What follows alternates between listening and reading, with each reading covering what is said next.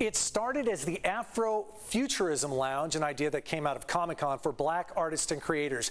Now it's being called Afro Con, an event this weekend being held at the Jackie Robinson YMCA.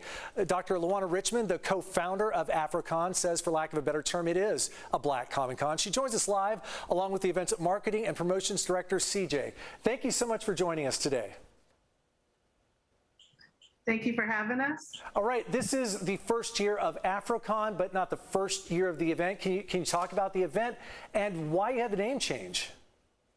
So when we were first thinking about it was actually going to be an after party for artists and creators who were at Comic-Con, and it was going to be kind of like a private event.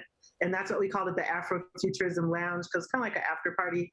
And then as we were putting everything together and getting RSVPs, someone asked if we would consider opening it to the public. And so we did, which means that the very first Afrofuturism Lounge, which was supposed to be an after party, was actually an Afrofuturism convention. We just didn't change the name. And this year, changing the location, not being co-located with San Diego Comic, it made sense to actually change the name to Afrofuturism Convention, or AfroCon for short. So AfroCon is a standalone, it's its own thing. People who plan on going, what can they expect to see there? And who's your target audience for this? You want to do that? Well, what they should expect to see is people having a lot of fun in costumes and a lot of great information being conveyed by the award-winning writers and illustrators that are going to be there. And also there'll be a lot of educational aspects to it.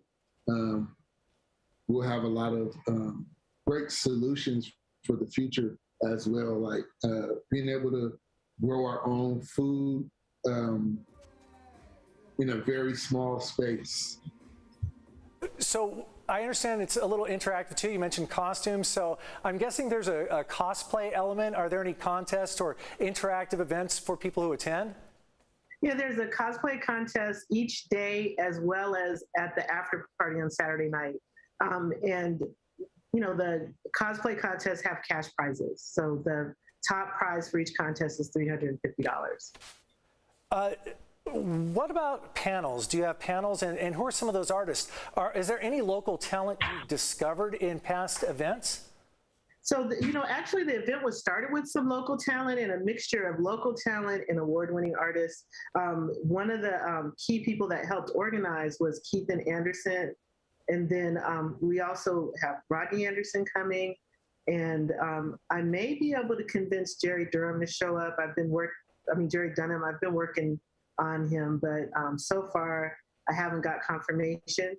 In terms of panels, we'll be having the Black Speculative Arts Movement will be doing a panel, and that's led by Ronaldo Anderson. It'll include Mule Anderson, Tim Fielder, who recently published the graphic novel Infinita, and there may be some other surprises. In terms of speakers, Natrice Gaskins is going to talk to us about NFTs, because it's a really important way for artists to protect and profit from their intellectual property. Mm-hmm. We'll have someone who will actually do some commentary on cryptocurrency, not to sell or encourage people to invest, but just to explain what it is. And, you know, CJ mentioned the water tower gardens, and there will also be some conversations about just the food supply chain and food justice and how it impacts communities of concern, as well as I don't mean to cut you off. I'm being told we're out of time. But so in addition to being entertainment, it's very educational. Dr. Luana Richmond and CJ with AfroCon, we're going to tell our audiences about it. Once again, thank you for joining us. AfroCon is this weekend at the Jackie Robinson YMCA. For more information, you can go to afrocon.net.